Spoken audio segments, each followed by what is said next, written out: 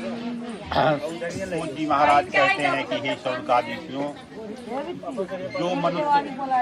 जो मनुष्य भगवान सत्यनारायण के इस परम दुर्लभ व्रत को करता है, मनोरथ सिद्ध करने वाली पुरस्कारक कथा को सुनता है, वह भगवान सत्यनारायण के प्रसाद से धन धान्य सब कुछ प्राप्त करता है। हिंदी में कहते थोड़े सुन लो। भगवान सत्यनारायण के प्रसाद से मनुष्य धन धान्य सब कुछ प्राप्त करता है। जो मनुष्य निर्धन है वह धनवान हो जाता है। जो बंधन में पड़ा है बंधन से मुक्त हो जाता है। मनुष्य को किसी प्रकार का भय है, भय से छूट जाता है।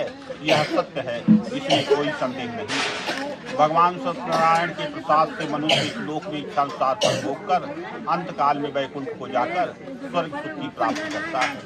इस प्रकार जो सत्यनारायण का व्रत आप लोगों से कहा गया है, उसे करने वाला मनुष्य संसार के दुख से मुक्त हो जाता है। कलयुग में विशेष फल देने वाला यह भगवान सत्यनारायण का व्रत है। कहा गया है कि सिद्ध मनोरथ होत सदा, व्रत पूजन करता जो नर है। अति निर्धन हो धनवान महा, निर्भय बन जात भयातुर है। युत बंधन बंधनहीन बने, परिजात महा दुख सागर है। कवि चंचल सत्य कथा कलि में, निश्चय सुख संपत्ति का घर है। ऐसे भगवान को कोई काल कहता है, कोई ईश्वर, कोई सत्यनारायण, कोई सदैव कहता है। यह भगवान सत्यनारायण यानी विष्णु भगवान इस पृथ्वी पर अनेक देवी देवताओं का रूप धारण करके यानी राम, कृष्ण, दुर्गा, काली, हनुमान के रूप में प्रत्येक मनुष्य को मनोरथ को पूरा करते हैं।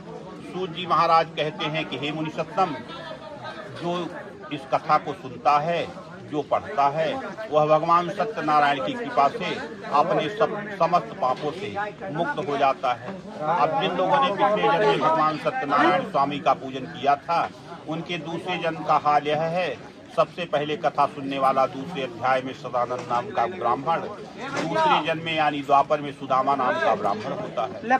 वह भगवान कृष्ण को मात्र 2 मुट्ठी चावल खिलाकर तीनों लोक की संपदा को प्राप्त किया और भगवान कृष्ण को 2 मुट्ठी चावल खिलाकर तीनों लोक की संपदा को प्राप्त किया और अंतकाल में भगवान कृष्ण की भक्ति करके अंतकाल में वैकुंठ लोक को प्राप्त किया। दूसरे अध्याय में लकड़हारे ने कथा सुनी है। वह लकड़हारा दूसरे जन्म यानी त्रेता में केवट होता है। भगवान श्री राम के पैर धुलकर उनको अपनी नाव पर बिठाकर गंगा जी पार कराया और उनकी कृपा से वह भी भवसागर पार हो गया। तीसरे अध्याय में उल्कामुख राजा ने कथा सुनी है। वह उल्कामुख राजा दूसरे जन्म में भगवान राम के पिता राजा दशरथ हुए। वह भगवान रंगनाथ की पूजा करके वैकुंठ लोक को प्राप्त हुए। तीसरे और चौथे अध्याय में साधु नाम के बनिया ने कथा सुनी है। वह साधु नाम का बनिया दूसरे जन्म में राजा मोरध्वज हुआ। ऐसा सत्यवादी और धार्मिक था कि उनके सत्य और धर्म की चर्चा दूर दूर तक फैली हुई। एक बार भगवान ने अपने मन में विचार किया कि राजा की परीक्षा ली जाए। शेर लेकर राजा के दरबार में पहुंचे। कहने लगे, राजन, मेरा शेर भूखा, इसे भोजन कराओ। राजा ने पूछा, महाराज आपका शेर क्या खाएगा?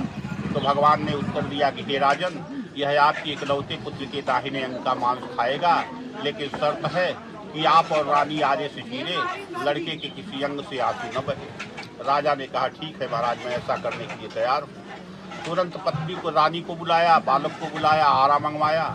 जो राजा रानी लड़के के मस्तक पर आरा रखते हैं, लड़के की बाईं आंख से आंसू आने लगता है। अब ब्राह्मण रूपी भगवान कहते हैं कि हे राजन, लड़के की बाईं आंख से आंसू आ गया, अब नहीं खाएगा। तो राजा उदास हो जाते हैं कि जिंदगी भर मैंने धर्म कर्म पूजा पाठ किया, आज सब मेरा निरर्थक हो गया। उदास होकर बैठेगी इसलिए। तब तक उनका बालक बोल पड़ा, कहने लगा, महाराज खाएगा क्यों नहीं? खाना तो दाहिना अंग है।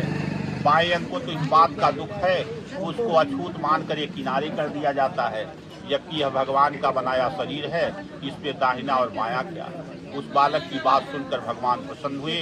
कहने लगे, हे राजन, तुम धन्य हो, तुम्हारी पत्नी धन्य है, तुम्हारा बालक धन्य है, जो धर्म के लिए प्राण देने में जरा भी संकोच नहीं करते। तीनों को वैकुंठ धाम दिया। 5वें अध्याय में तुंगध्वज राजा ने कथा सुनी है। वह तुंगध्वज राजा दूसरे जन्म में भगवान सूर्य के पुत्र स्वामभमन हुए। संपूर्ण भागवत की कथा सुनकर वैकुंठ लोक को प्राप्त हुए। 5वें अध्याय में ही ग्वाल बालों ने कथा सुनी है। वह ग्वाल बाल दूसरे जन्म में मथुरा, वृंदावन, द्वारिका के ग्वाल बाल हुए।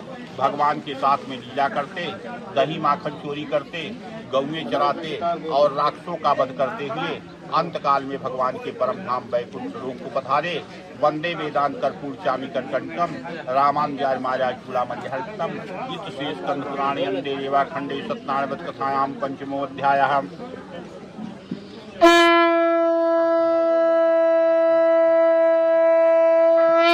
एक बार लो श्री सत्यनारायण भगवान की जय।